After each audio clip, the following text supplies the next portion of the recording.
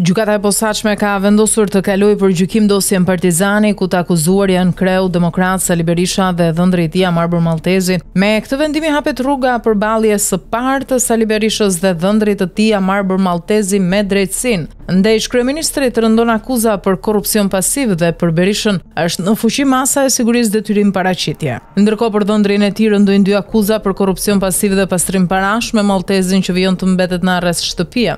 Afera Partizani për çfarë akuzohet Berisha. Pas 7 muajsh zvarritje, gjykata e posaçme ka vendosur kalimin për gjykim të dosjes aferës Partizani, duke shënuar nisjen e përballjes së parë të Sali Berishës dhe dhëndrit të tij Amarbër Maltezi me drejtësinë. Në bankën e të akuzuarve do të ulen edhe biznesmeni Fatmir Bektashi, ortaku i Maltezit Xhimi Begeja dhe financiaria e kompanisë Homeplan Andja Pustina. Vendimi u mor sot nga gjyqtarja Fiorella Davidi, duke hapur rrugën gjykimit të tyre për aferën korruptive ku ndërtuan 19 kulla në truallin e ish-klubit sportiv Partizani me përfitues direkt dhëndrin e ish-kryeministrit. Avokatët e të pandeurve bën një përpjekje të fundit për të shtyrë sërish seancën duke kërkuar pavlefshmëri të vendimeve të gjyqtares Irena Gjoka, por kjo kërkesë u rrëzua nga gjyqtarja Davidi. Dosja kaloi për gjykim vetëm pas zgjedhjeve të 11 majit, pas 7 muajsh zvarritje. Asnjë nga të pandeurit nuk ka kërkuar gjykim të shkurtuar. Ish-kryeministri ndodhet aktualisht në masën e sigurisë detyrim paraqitje për akuzën e korrupsionit pasiv, ndërsa dhëndri i tij është në arrest shtëpie për akuzat korrupsion pasiv dhe pastrim parash. Nga privatizimi i klubit sportiv ku përfitues ishte dhëndri i Berishës, u ndërtuan të paktën 19 kulla pallatesh. Me Berishën e Maltezin të pandeur janë edhe bashkëpunëtorët e tyre, biznesmeni Fatmir Bektashi, i pandeur për korrupsion aktiv dhe pastrim parash. Akuza e pastrimit parave i është komunikuar edhe ortakut Maltezit Xhimi Begeja, trashëgimtari Tokos dhe bashkëpronari Homeplan si dhe Andja Pustinës financiare që kryente të gjitha operacionet financiare dhe ligjore të Homeplan.